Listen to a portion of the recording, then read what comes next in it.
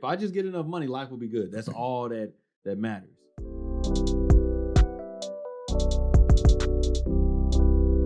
I ain't gonna say I was just like, I hit a point where I was just balling out of control. But I remember I got into like the church.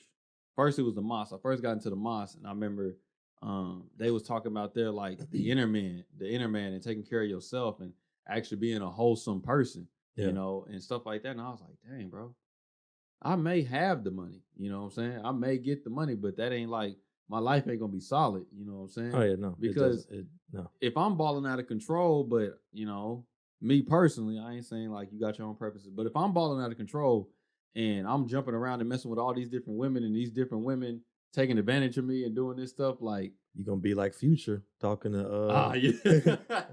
2,000. Okay, that's cool. Million. He said you identify his women with APs. If she ain't got an AP, she is not his. Yeah, man. Go to Warren one time. You know, me and Mariah went out on a date. We went to Warren. You know, got the seats that lean back. Oh, yeah. The seats that heat up and everything. Very nice. And I was telling Mariah, I said, man, we could pay a little bit extra money and get this nice experience. Yeah. I was like, power didn't go out. Nobody was in there smoking or nothing. Nobody in there talking. Nobody in there talking. We ain't got no fights breaking out. Yeah. Police ain't all over the... Yeah. Dang, I just now noticed that. It was not like 2 police officers at the Warren. Yeah, there's not parked out front. Nah. Yeah. I'm already knowing. I'm like, it's always been a police. I just thought it was normal because Tinseltown always have a police officer. And yeah, man. Never seen them at Harkins. And that's true too, man. Yeah, man. No. And that's downtown. You'll see them over there. Only at Tinseltown. And you know why you here? Oh, I know. That's what I say, bro. When I'm just here to watch a movie, bro. That's all I'm trying to do.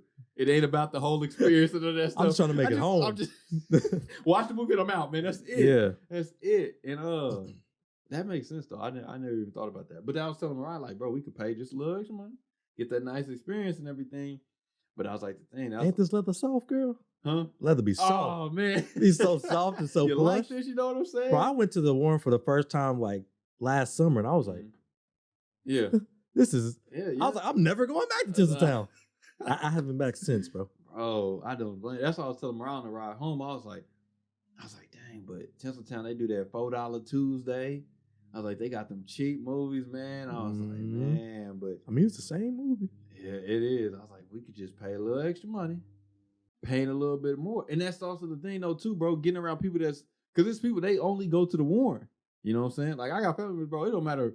I got family members that move to the other side of town, and they still drive to go to Tinseltown. They won't go to, for some reason, they won't go to another theater. Not doing that. They drive to go to Tinseltown. I'm like, y'all live all the way, but that's what one right do. around the corner from my house. You know, that's what, and that was her. I think the Warren is actually closer than Tinseltown, where we at right now, in Middle City. Yeah.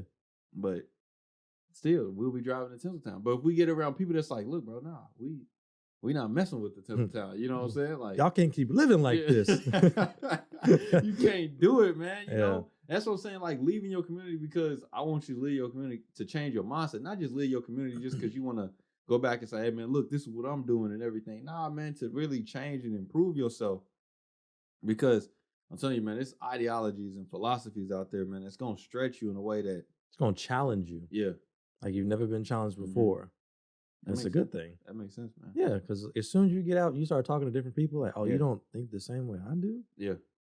And hopefully you're able to have a dialogue about it. Yeah, man. Even if you don't agree. Yeah. Because I don't be agreeing with stuff you say. And I'll just be like, all right, man. But bro, that's important. It's very important, bro. And I never even understood that, bro. When I've been editing my book, that's what I'm talking about in this chapter is about belief and about how my beliefs, bro. I used to be so concrete with my beliefs. Oh yeah, bro. We used to debate all the time. Yeah, it was nothing, bro. Like in class, yelling. Yeah, for sure. Like you got to have a foundation that you stand on. Like what you were talking about, like ethical, like investing. Like this is what I believe in. You know, I'm not just gonna get swayed out just because somebody says something. Now we doing this, but I got a foundation I stand on. But there's also within building upon that foundation, there's still different things that I can use that you may have that I may not have. Mm-hmm. And if I choose to block you out completely and not even let you help like build my belief as well, then bro, I'm gonna be left with pieces in my foundation and my whole building's gonna fall apart. You know, I'm gonna get to the point to where I have nothing to stand on. You know what I'm saying? So Like when I got to the point to where I finally started listening to other people's belief, and I'm still like that today. People be tripping out on me when they be like, "Oh, you go to church and you listen to what Muslims have to say and everything." Yes, bro. I'll listen to what a Buddhist has to say. I'll listen to what anybody has to say. And it's not that I'm running with, oh, they're completely right, and now I'm What you trying to see what the other team doing? nah. Hey, let me go get some more intel, see what they talking about. What's going on? Yeah. You know? But nah, it's just the fact that I know, bro, that everybody has something to teach. Everybody has went through something. You know what I'm saying? Yeah. And your story can be impactful in my life if I choose to let it be. You know? And I could go, like I said, bro, you could move to another state, another country, all that stuff, bro. But I could take Eastside Oklahoma with me all the way over there and think that everybody living like Eastside Oklahoma. No. But you gonna bring a little piece of Eastside Oklahoma with you. For sure, bro. For sure. So, but yeah. I'm not gonna bring the entire East Side with me, you know, thinking that now that I'm in Fort Lauderdale, Florida, you gotta leave some of that at home. Oh, you have to, man. Gotta leave some of that at home. You gotta, like I said, man, you gotta leave your community. Branch out. Branch out. Branch out. Or maybe leave your community, but your community don't really have to leave you, you know? Oh, I understand that. Like, you know, never forget where you come from because the plan is leaving Oklahoma. Yeah. I'm not dying in this state. Yeah, I feel you. I'm not doing it. I feel you on that. So I'm leaving Oklahoma. But you best believe, like, when I leave, I'm still going to have love for Oklahoma because more than likely I'm going to be buried in Oklahoma. Yeah. But, like, I ain't dying here. It's just, I get what you're saying. Like, yeah, you got to branch out. You got to branch out. You got to branch out.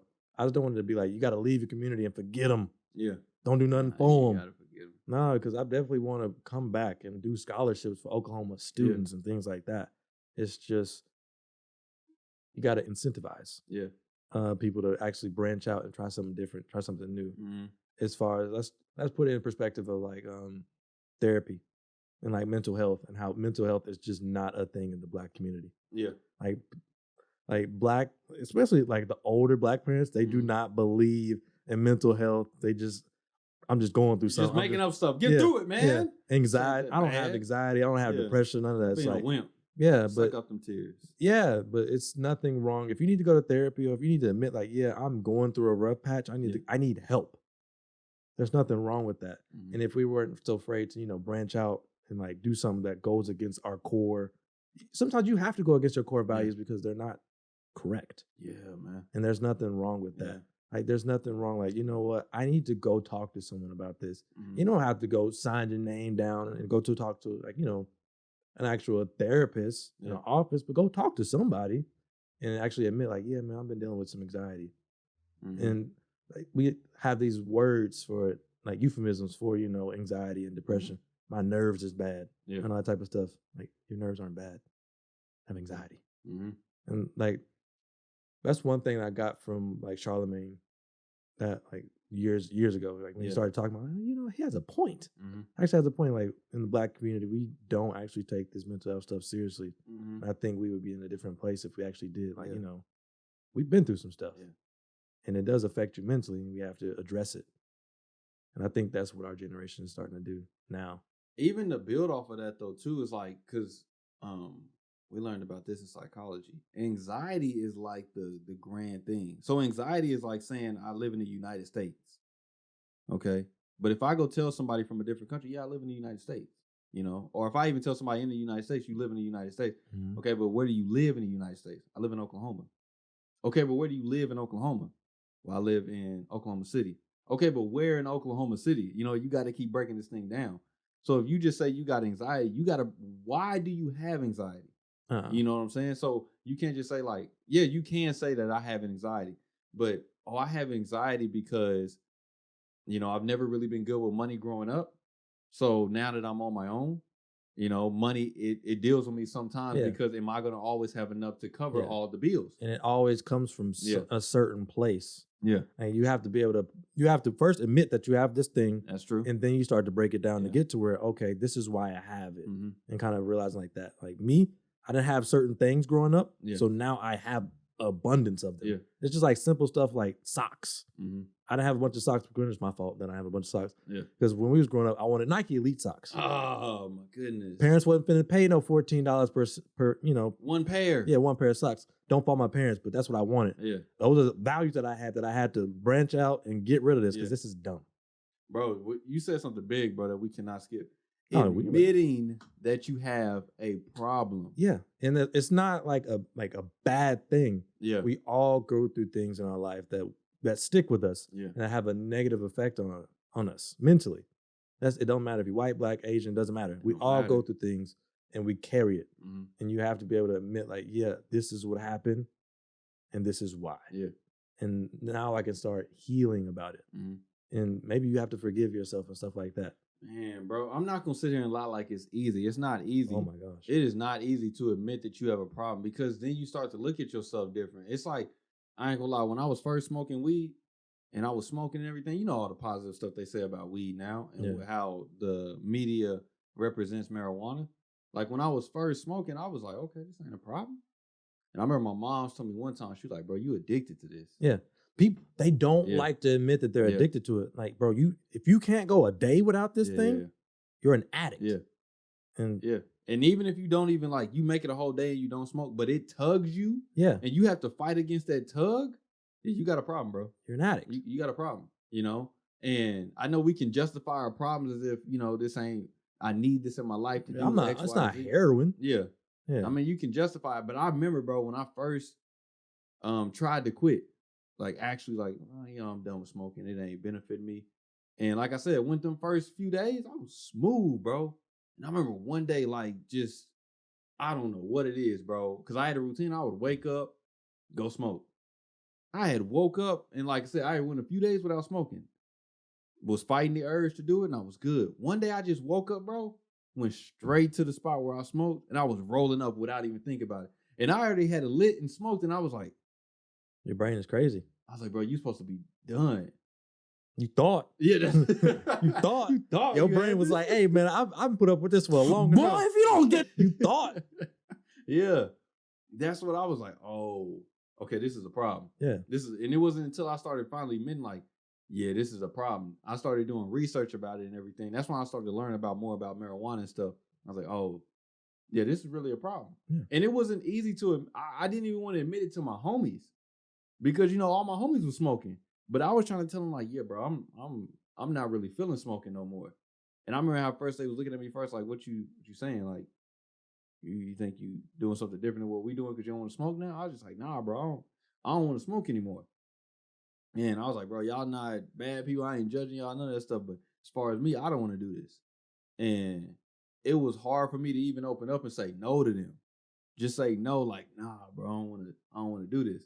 Because I didn't want to admit, hey, bro, this is a problem. And I feel like when I'm around it, this is a problem that we have. Bro, it was tough for me because I had to start realizing, bro, I ain't like you said, you got to forgive yourself. But I was like, bro, growing up, yeah, some of your homies was the problem, bro. Yeah. Your homies was the problem. And since your parents probably saw that a mile away. I mean, been there, done that. Yeah. And it's early on, for some reason, our homies knew more than everybody. Yeah, we just didn't listen to our parents. But, the Nike socks, wearing the shorts and all that, yeah. Yeah. It's just, you think it's a fashion thing. I'm thinking more so on the detrimental type of thing where you can lead yourself. I wasn't going to end up in jail because I was wearing, 2 Nike socks,